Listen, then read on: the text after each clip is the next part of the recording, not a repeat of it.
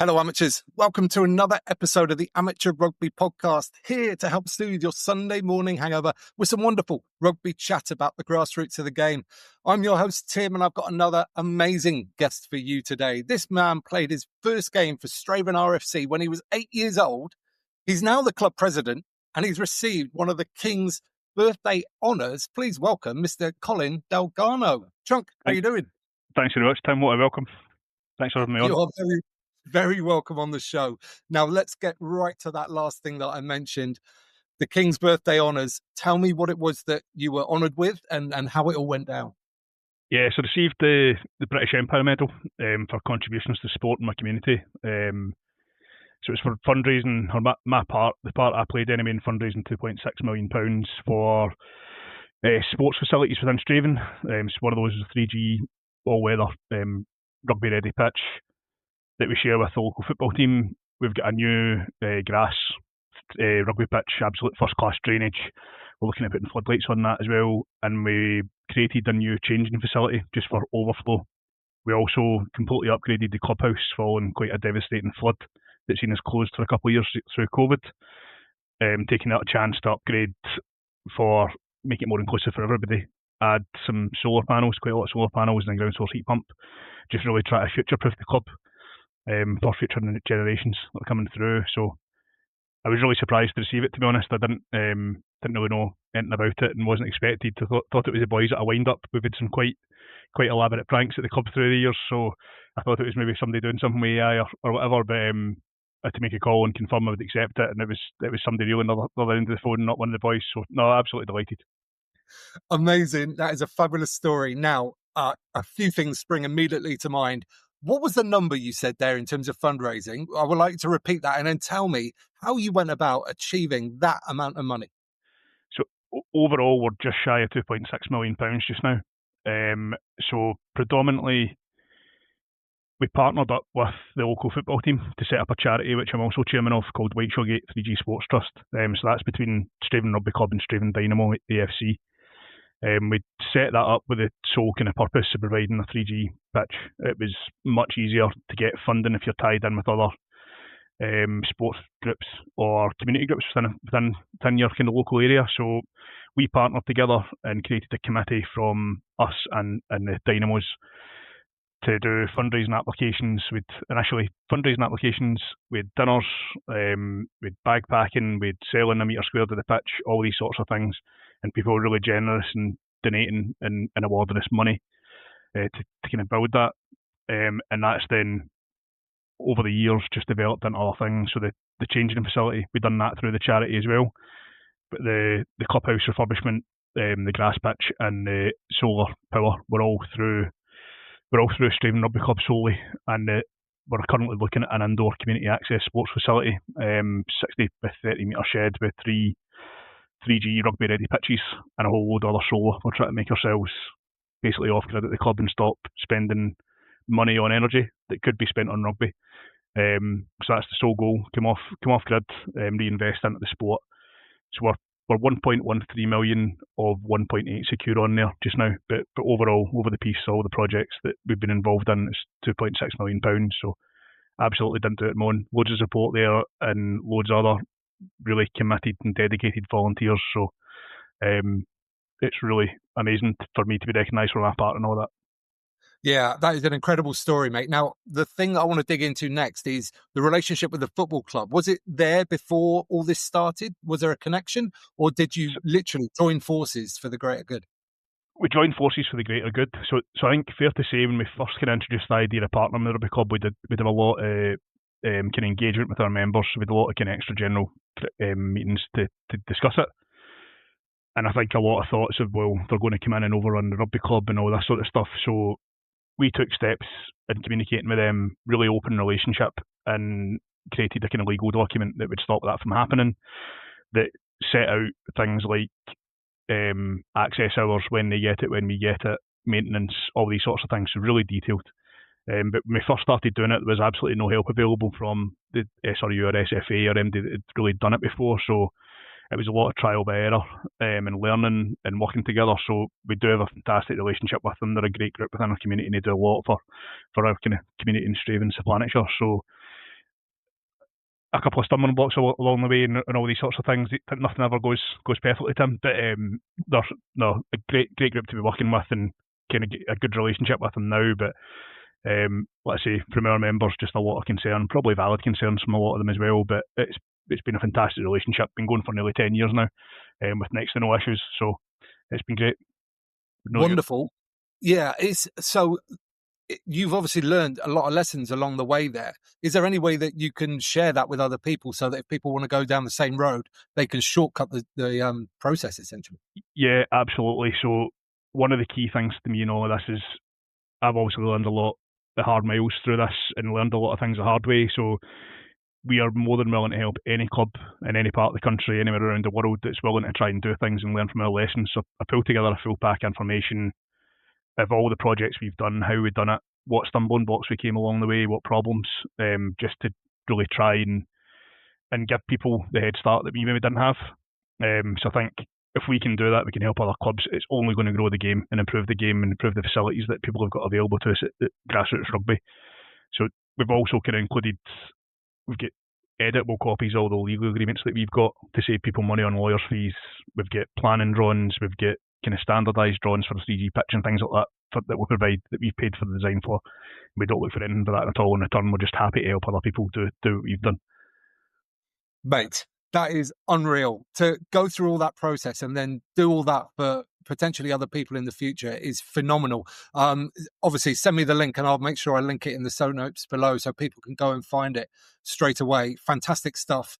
Now, tell me a little bit more about the medal itself and the presentation. Did you actually, did you get to go to the palace? Did you meet the king and all that kind of stuff? So I've not actually had it presented yet. It basically takes, I think it's a 3-month process. So I think it goes and gets engraved and personalised. So I'm waiting to find out when I go down. I think it's 2 months to go. I believe it's going to be a local ceremony, but they won't tell us where it is. It's kind of all cloak and dagger just now. I think they tell you 3 or 4 days before where you need to go and who's presenting it. So I'm really looking forward to that. Get a chance to take the family down and really kind of take some time to celebrate something I'm terrible at. It's not really giving myself enough credit and a pat at the back at times. So I'm going to really stop and pause with this one, celebrate my wife, my family, and my friends. So I'm looking forward to it. Really looking forward to it. Yeah, that'll be amazing. Absolutely fantastic. Okay, another question. I want to dig into your nickname. How did it come about? And then following that, after that, I want to know how much you know about the other Scottish rugby player of the same nickname and if you've got any similarities. I would probably do some similarities going to that. But so my nickname Chunk it originated when I was I must have been 8 or 9 years old. It was really early in my playing career. It's not that interesting a story, Tim. It was my coach, Rav Balds, who's actually still a really good pal to this day, was terrible for remembering our names. So he gave all of us nicknames, and mine was Chunky. So that then kind of evolved through high school to Chunk D, and Chunks just stuck. So I think if you actually went to Strathaven and asked for Colin Dalgarno, people would probably look at you confused and go, "Who the hell is that?" So more people know me about Chunk in the rugby community than anybody else. But it's a badge I'm proud to wear. Yeah, absolutely. So what about Alan Jacobson? Do you think you share any characteristics? Definitely, aye. Both like a pint, I think. But I've met Alan a couple of times. Me and one of my mates, actually, my mate Mark Hall, we went to the last ever rugby game played at Croke Park, Scotland versus Ireland, and we managed to sneak into the players area, a club called the Crystal Palace. We both dressed up in Scotland gear and went and said we were part of the under-21 squad and get in. So I got to meet all the players that year, and Chunk was one of them. I've met him a couple of times before, but we both played prop, so prop life and all that sort of good stuff. But bloody good bloke. Yeah, absolutely. Take me back to your early days then, Chunk, in terms of when you first got into the game. Like, you found it as an 8-year-old, playing for Strathaven all those years back then. What was your sort of early memories of playing? Yes, absolutely. So my dad and my brother were always massive into football, and I was absolutely garbage at it. So a few of my mates had played rugby, and I went up and tried it, and it was like love at first sight. It was absolutely loved it for my first session. So I think it was 93, 94 season I joined. Started off as a winger, and then kind of ate my way into the front row, in all honesty. Played most of my rugby career at prop and hooker, so played at Strathaven right through all the age grades up to first team rugby. Was actually one of the youngest players to get into the senior team. I think I started playing playing seniors well before I should have, but a lot of learning from that, and there's a lot of guys that I'm now in the committee with and stuff like that I played with that I've got fantastic relationships with. So the vast majority of my playing career was at Strathaven. I then kind of moved down to Reading with work in 2012, tail end of 2012 season, and joined Reading's second team for the last kind of 2-3 games, and then get signed playing kind of semi-pro for Reading for a season. And down there, must have played maybe 8-9 games with them through pre-season, into my fourth league game against a team called Oxford Harlequins. Maybe you heard of it, but I broke my L4 vertebrae. Just hit a ruck at a really awkward angle. Managed to win the ball, which was a great achievement, but maybe not worth breaking my back over. And then I hit the deck and couldn't get up. And the physio team were first class at Reading. They're all medics, but they helped me off the pitch. I kind of managed to settle down and have a couple of beers and all that sort of stuff with the boys after the game and got myself home. But when I woke up the next morning and tried to get out of bed, my legs just wouldn't work properly, wouldn't kind of function, take me a while to go kind of straight onto the bedroom floor. So off to hospital went and spent a good bit of time in a back brace, and scans, all that sort of stuff, and investigated and not really dealt with properly. But Reading was absolutely brilliant, really supportive, take me through, keep me involved. I was kind of really obviously nervous, true Scotsman and all that sort of stuff, moving down to England, but I moved down on a Sunday, went to my first training session on a Tuesday, and couldn't have been more welcomed into that club. It's just like any other grassroots club you walk into, so welcoming. So kind of after that season, I moved back up the road maybe 18 months after breaking my back and managed to make a comeback at Strathaven. And I really struggled with scrummaging and couldn't really do anything in terms of scrummaging. So I played a season at inside centre. We were really struggling for players that season, so I think I was just in there making up the numbers. So went from being a reasonably fit prop to a very overweight inside centre. So a lot of defending for me that season, not many tries. So my nickname being Chunk, the boys called me Chunky Bastro for that season. Really long season for me. So that season I really struggled. In terms of after a game, I'd be really struggling to get up and do anything physical for days after it, and just started really ramping it down, playing really infrequently, training really infrequently, and just having a bit of a hard time. And then kind of moved off to Cyprus with work in 2016, kind of back and forward consulting on a project, and went and trained with the Limassol Crusaders. I never actually made a match appearance for them, but really good time training. Again, that same sort of thing as when I moved into Reading. Nervous about moving somewhere new, straight into a rugby club, and couldn't have felt more welcome. So loads of guys in there kind of still in touch with through different walks of life.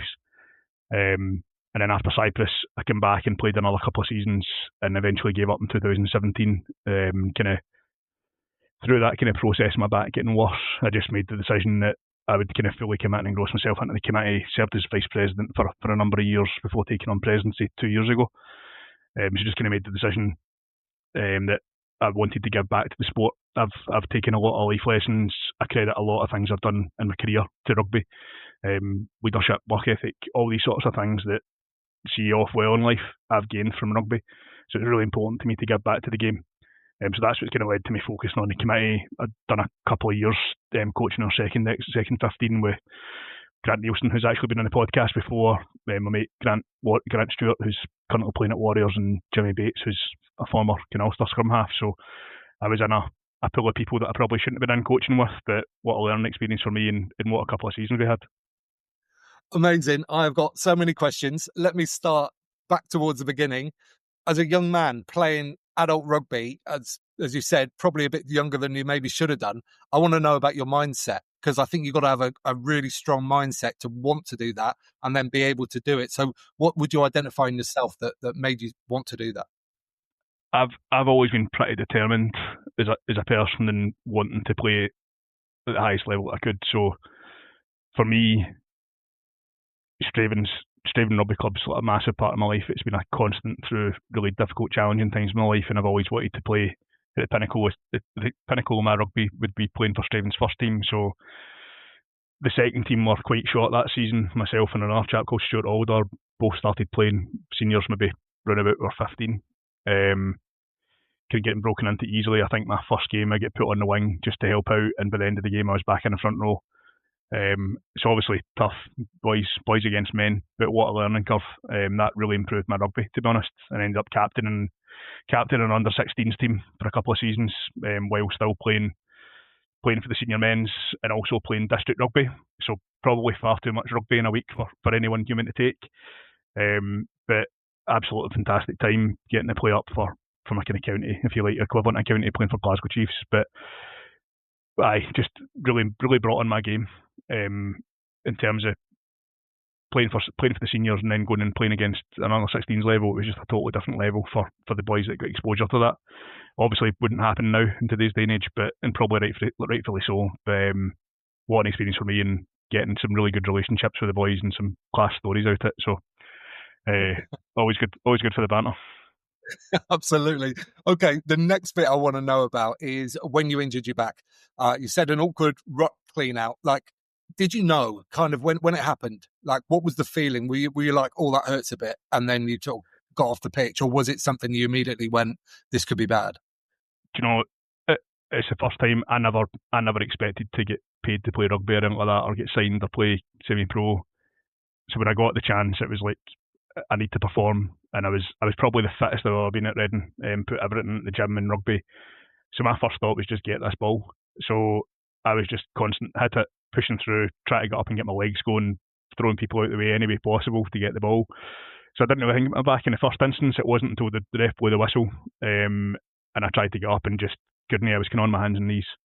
I think the physios knew straight away there was something seriously wrong with me, so they were straight over to me and tried to get me to hospital immediately. But I think the rugby mindset, you stay and watch the boys. So I wanted to stay and watch the rest of the game, and felt actually all right after the game ended, and didn't think in my own head it was that serious. So for me, it was just, I didn't want to come off the pitch. I wanted to keep playing. Was my first thoughts. I think once the whistle was blown and I realised I couldn't get up, that was when I kind of had the real kind of moment in my head of there's something wrong. Yeah. So talk me through the next sort of weeks and months. Was it a long drawn out process, or was it kind of like, this is quite a clear diagnosis and this is how you deal with it? How did it pan out? It was extremely drawn out. So I managed to get in for a scan. I tried to go into hospital to get a scan and couldn't get in. And I contacted their physio at Reading, who worked at the same hospital, and she managed to get me taken away. They basically sent me away. They sent me away from hospital. She managed to get me back in for a CT scan or an MRI like within 2 days. And the scan that identified it was broken, got me into a back brace. So I spent, I don't know, a good couple of months in that back brace. But from start to finish, from injury, it actually took me 7 years to eventually get surgery. So a bit of delay between moving from England back up to Scotland, different NHS, back into hospital. I was on a waiting list with Scotland for basically 6-7 years, I think, for it. I eventually ended up going through private healthcare through my work and get seen immediately. So eventually, by that time, the time I got my scans, I'd started experiencing problems down my left leg. I couldn't have told you if I had a sure sock in my left foot. So getting pretty bad, still mobile, but obviously in a lot of pain, a lot of kind of discomfort and not really being able to move around properly. So when I went in for the scan, it was a case the L4 was still showing signs of breakage, hadn't really healed properly, and it was playing all kinds of havoc with my nerves. So they ended up taking a bit of the bone out, fixing or basically burning all the nerves in with radiation. I think it was 7 nerves burned up with radiation, and I've been brand new ever since. Don't have any issues in my back at all anymore, but it's just not the risk of injuring myself further. As much as I would love to still be playing, it's just not possible for me. In 7 years, 2022, I eventually get my surgery. Wow. Sorry, 2020. Yeah, I mean, but you did still get back on the pitch. And what's in the water up there at Strathaven? Because you mentioned Grant Nielsen there in passing. He was on the podcast before. He had brain surgery and then got back playing again. You had back surgery and got back playing again. What are you guys made of up there? So Grant's probably made the tougher stuff than me. I didn't actually play after my surgery. I played again before. But after my surgery, I didn't go back. But Grant's an absolute animal. What a player he was as well to watch. Just absolutely phenomenal, physical.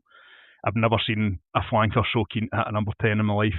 Just all over the park. Anytime the 10 had the ball, you seen Grant within 2 seconds. 2 seconds flat. But no, I think we get some really good guys around Strathaven. I think a lot of farmers in the team and all that sort of stuff are just, again, totally different level. We've a chap in the club called Davy Armstrong. He played Davy must have been very, very close to 60, but his 3 boys play. So we had Davy Armstrong and his 3 sons all playing out for the first team a couple of seasons ago, which an absolute phenomenal moment. But the 3 boys are still in the first team now. Davy's no longer playing, but what a player. What an wonderful stuff. Love that. Now then, at the risk of embarrassing you even more, you won another award as well, the SP Energy Networks Community Spotlight Award. What was that all about, and what was that for? So again, it was similar things, again, fundraising through the club, exactly the same as the British Empire Medal. So yeah, I received that in March 2024. A couple of club members put me forward for it. So I got to go to kind of Warriors, Glasgow Warriors hospitality. It was Warriors versus Cardiff, I believe, and got to deliver the match ball, which was absolutely phenomenal for me. I'm a massive Warriors fan. Me and my wife go to all the games, season tickets, so to get to step onto the pitch and meet some of the players in the changing room was great. But I think that was probably a wasted opportunity for me, because I spent almost all of that opportunity speaking to the lads before they went out.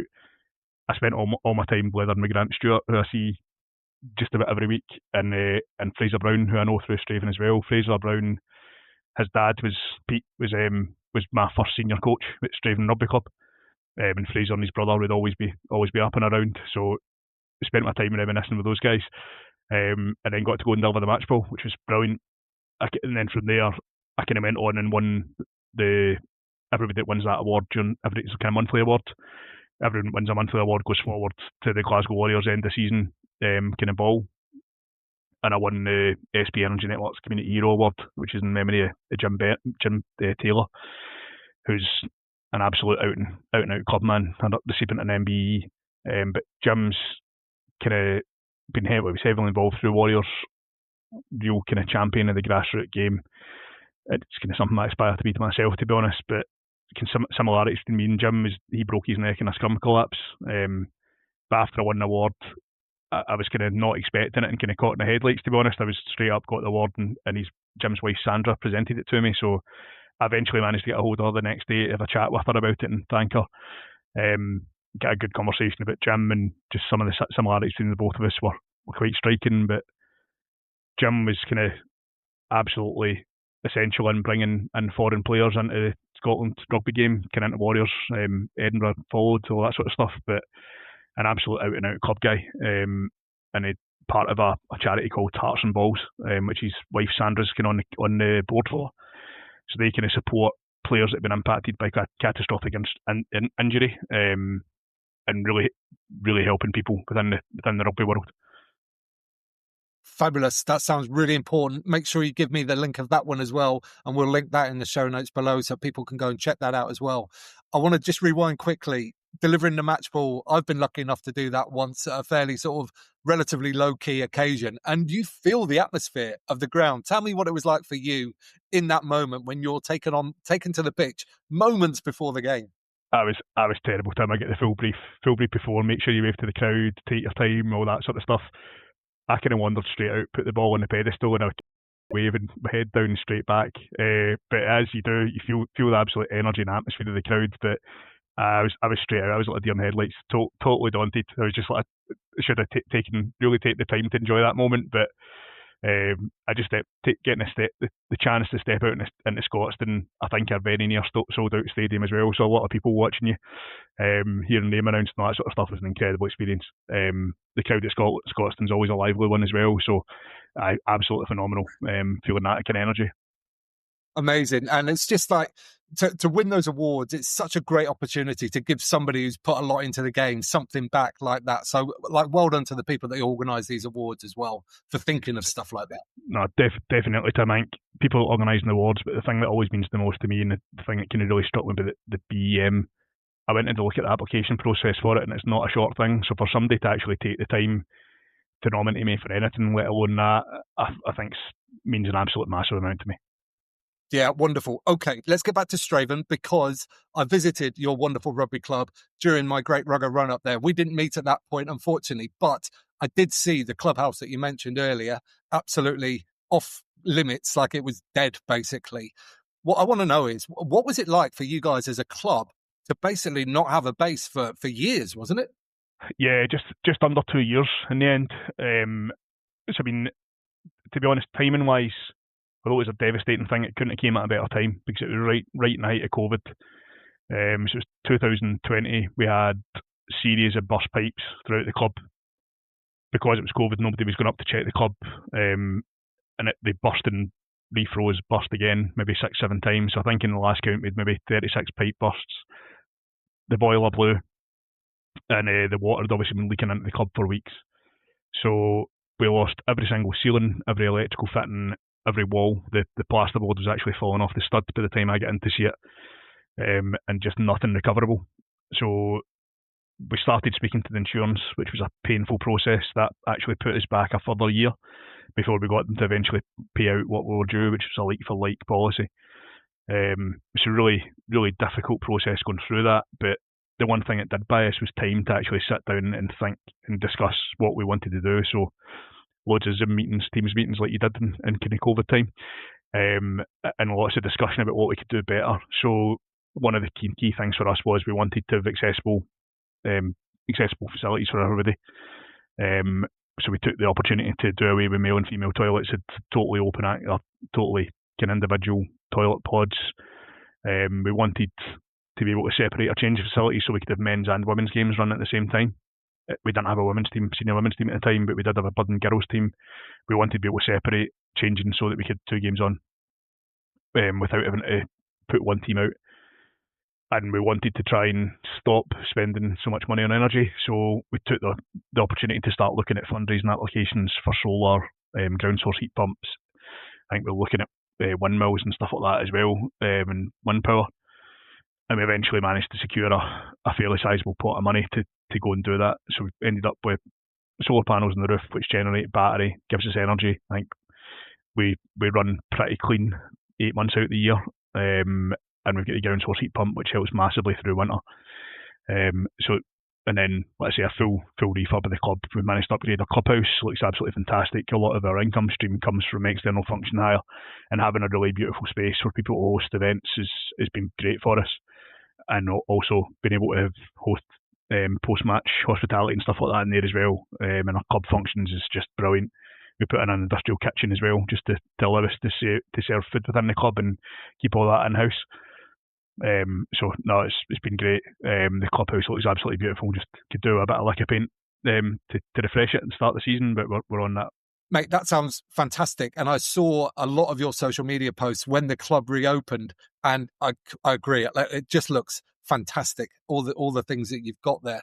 Now, previous to that, you did mention the Scottish winter and the weather that goes along with that. So now tell me a bit more about this indoor training facility, because that is a fantastic thing. So few clubs have one of those at any level. So what was the inspiration for that, aside from the weather? So the inspiration for that is it's always been an aspiration. I mean, we tried to put something in place.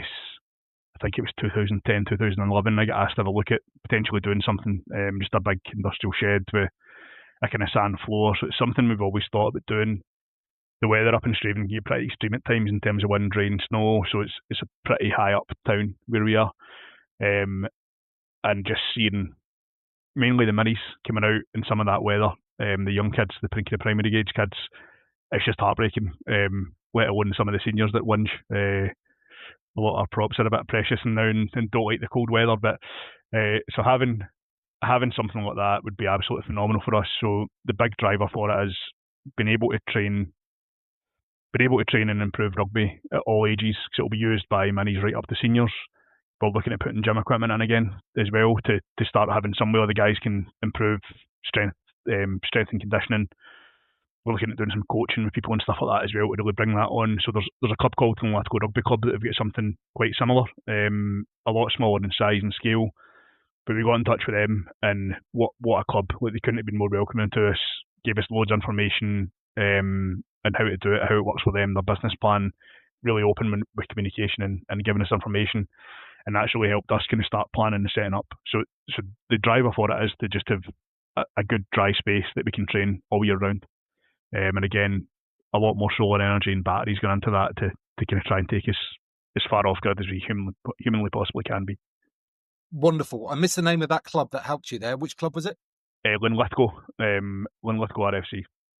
Amazing. Okay, brilliant. So You mentioned there about having a space so that you can grow numbers and increase sort of the likelihood that kids will stick around. Tell me about how you're going about growing the club. Which areas of the club are you trying to build at the moment? Yeah, so we currently sit around kind of 500 members at the moment. That was kind of towards the tail end of last year. It will be improved now, but we actually had our first ever waiting list last year, and it's absolutely not something I'm proud of. I don't want kids sitting on a waiting list waiting to play rugby. I want them playing rugby. So we've gone out and out this year to try and recruit more coaches, get them PVG'd and all that sort of stuff for starting the new season, so that we don't have anybody sitting on a waiting list. We want, if kids are there and they want to play rugby, we want them playing rugby. So our numbers are growing year on year, Tim. It's something we've really been focusing on, is getting more girls into the game. The club started a couple of volunteers. Joe and Barry approached us maybe February last year and said they wanted to start a women's team. And they went from 0 to about 45 players within a fortnight. It was incredible. So a lot of women that hadn't played rugby ever before. And they ended their first competitive season, playing a bowl final at Murrayfield. Just a phenomenal group. Watching them can improve week on week last season and finishing up at Murrayfield was one of my highlights last year. So the girls' game somewhere we really want to focus on next year, improving, bringing in kind of young girls and getting them playing through. So we've got players there that are wanting to go into senior women's rugby, and continue on the kind of great work that the women's team have done. They kind of call themselves the Ravens. So continuing on the great work that the Ravens have done is an area we really want to focus on. So again, this is another driver for the facilities changes that we put in place. Is we want rugby to be for everybody. We want it to be accessible for all. So we really want to keep growing better in facilities, securing our finances to make sure that the club continues for future generations that are coming through. Fabulous. What strategies, what tactics have you used to engage all these women and all these girls that sounds like they're loving their rugby and thriving? So what you need for your club is a Jo Martin. Jo went off, done this. Social media posts were kind of the main driver for getting a welcome session. So they were kind of initially started off as just getting to know rugby sessions, kind of coming up, doing a wee bit of fitness, wee bit of handling, some skills and drills, and it just grew from there. What we're doing to try and grow the women's section next year, we've taken on a couple of kind of community officers onto the committee next year. So we're going to try and get them out to as many schools as we can, looking at boys and girls from all age groups to try and get them involved in rugby.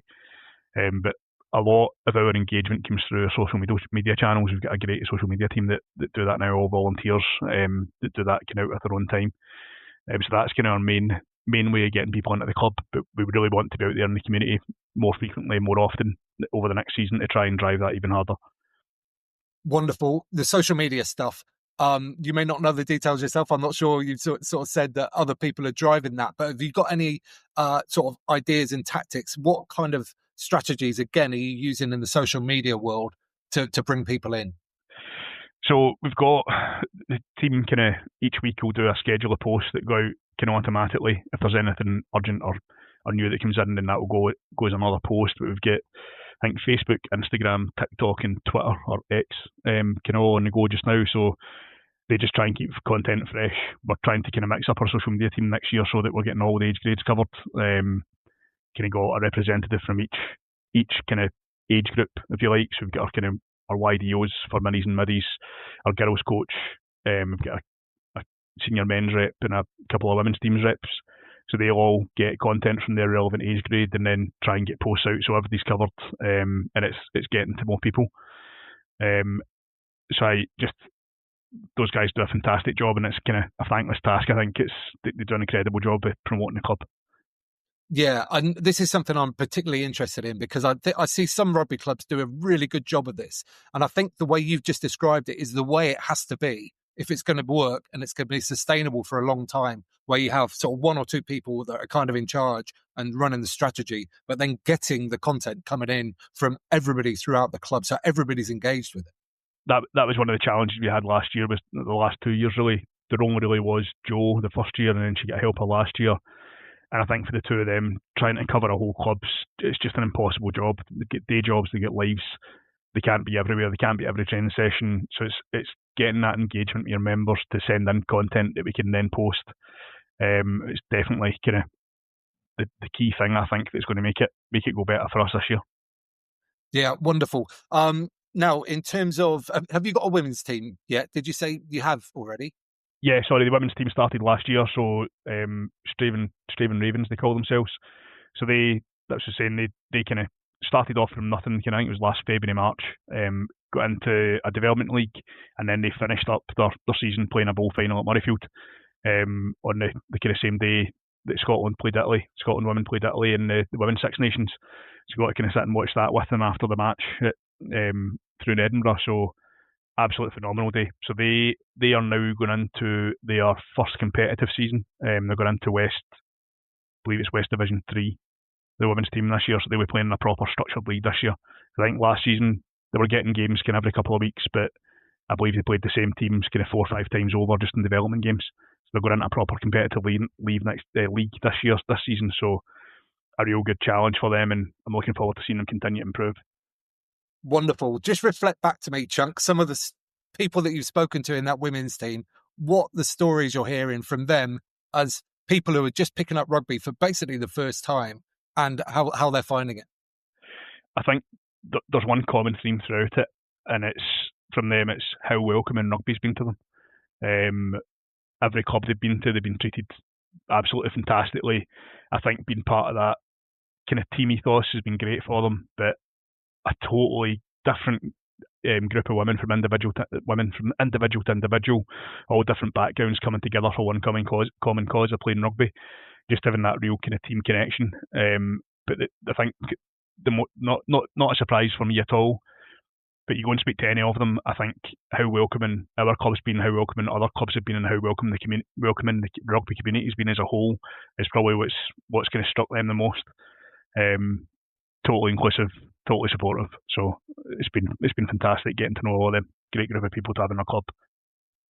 Wonderful. What else is in the future for Strathaven, Chunk? I mean, you've got a lot going on here already. Is there anything else that we're missing?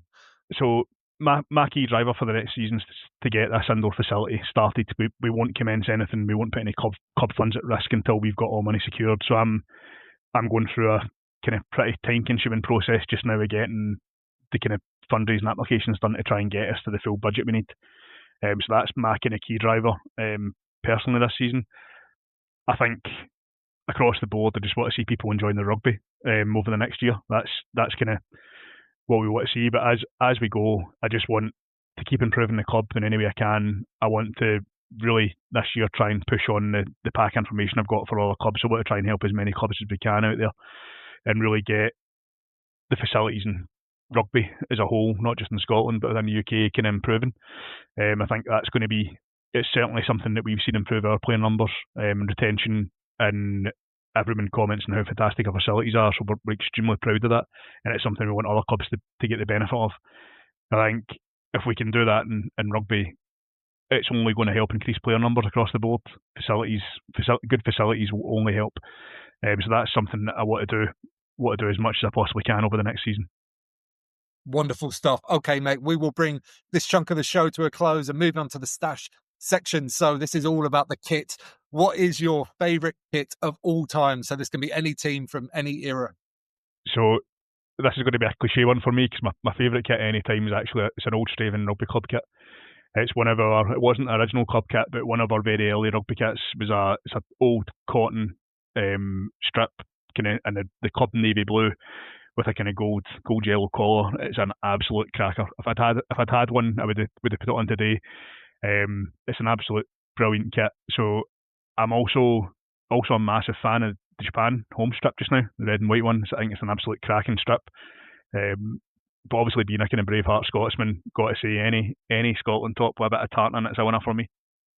Nice. I think that Japan one is the first time that's been mentioned on the podcast, but surprisingly, because it is a beautiful kit, you're right. It's a cracker. I tried to get one through the World Cup and just couldn't get a hold of one anywhere. So it's still one on my to buy list. It's a belter. Absolutely. Okay, what about awful kits? Any you particularly dislike at the moment? So Grant Nielsen's going to hate me for this one, but our away kit, our senior men's away kit, it is absolutely god awful. It's blue and green hoops, Grant kind of fired that way and designed it and cracked on. I think he got the strips for free, so I'm not going to criticise him too hard, but they are absolutely god awful. We're in the process just now of hopefully getting new strips and never seeing those ones again. So that's my least favourite strip, hands down. Wonderful. Okay, what about favourite stash received? This could be something that you earned or something that was gifted to you, something like that. My favourite stash, so mine personally will be the kit I got for the Glasgow Chiefs under-16s district squad. Probably the first stash I ever received, other than kind of hand-me-downs at Strathaven and things like that, but the first proper kit stash that I got. And I remember walking back to the car after training, after getting it, and thinking I was a pro player. I thought I'd made it. I still got some of that stuff in the house. That definitely doesn't fit me now, but definitely that will be my favourite stash I've ever received. Yeah, wonderful. Those early sort of representative shirts are just so valuable, aren't they? Aye, definitely. Brilliant. Okay, mate. So we'll bring this to a close now. But before we do, have you got any kind of closing thoughts, anything you'd like to finish off by saying? Just for me, I know I'm saying I really want to drive this pack information, but if there's any clubs out there that want to get in touch or want a hand, want any information, we're helping other clubs kind of throughout Scotland just now that have been in touch, maybe 6 or 7 clubs that we've helped get started. I'm more than happy for people to contact us. Hopefully Tim will share our Facebook link, but people can contact the kind of club Facebook page. I'll be able to get in touch with you and come back to you and get that pack information out, and that will include my kind of details for people to get in touch and have a conversation. For any advice at all that we can give you is kind of my key message from today, I think. Fantastic, mate. So via the Facebook page is the best way for people to get in contact with you. Yeah, so I'm still on there as one of the kind of Facebook admins and stuff like that. If I don't pick it up, our social media team will drop me a text and let me know there's a message there to go and have a look at. So that's probably the easiest and best way to get in touch with me with. We've also got a kind of club LinkedIn page. Any of these kind of channels, if you drop the kind of socials a message, I'll be able to pick it up somehow and get in touch. Wonderful stuff, mate. Brilliant. For people listening at home, we will indeed link everything in the show notes below and at amateurrugbypodcast.com. So, Chunk, it just leaves me to say, one, thank you so much for all you're doing for the sport that I love, and thank you for your time sharing that. Thanks a lot for having me on, Tim. I really appreciate it, and thanks for everything you're doing for the game. Having a podcast that's all about driving grassroots rugby, it's something to be really proud of and something I love listening to. So thanks a lot for having me on. Oh, what a superstar. You're very welcome, mate. Okay, there he goes. That is inspirational, isn't it? Chunk goes out there, Colin Dalgarno, as nobody knows him by. But that's just, I love people who've got so much for the game, from the game, and value that so much that they're just desperate to put it all back in there. If you're a club that's struggling for facilities, or you've got ideas that you want to try and improve your facilities, shortcut the process. Get onto Chunk, go and find out what they did up there at Strathaven RFC, and good luck. And let me know as well if you do that, if you get in touch with Chunk and find out and improve your club. I want to know about it. I want to hear about that story. All right. Okay. Along with the podcast, there's also a YouTube channel, and there is tons going on at the moment. That's where I go and talk about the elite end of the game. And with the Lions on currently, there's a lot of stuff going on. So go over there and subscribe as well. But if you've enjoyed this podcast, you can do all the social media stuff. You can leave a review in your podcast player, and you can like, subscribe, all that jazz. But what I'd really like is if you mention it to someone in person the next time you're down your local rugby club. So until then, get out and play.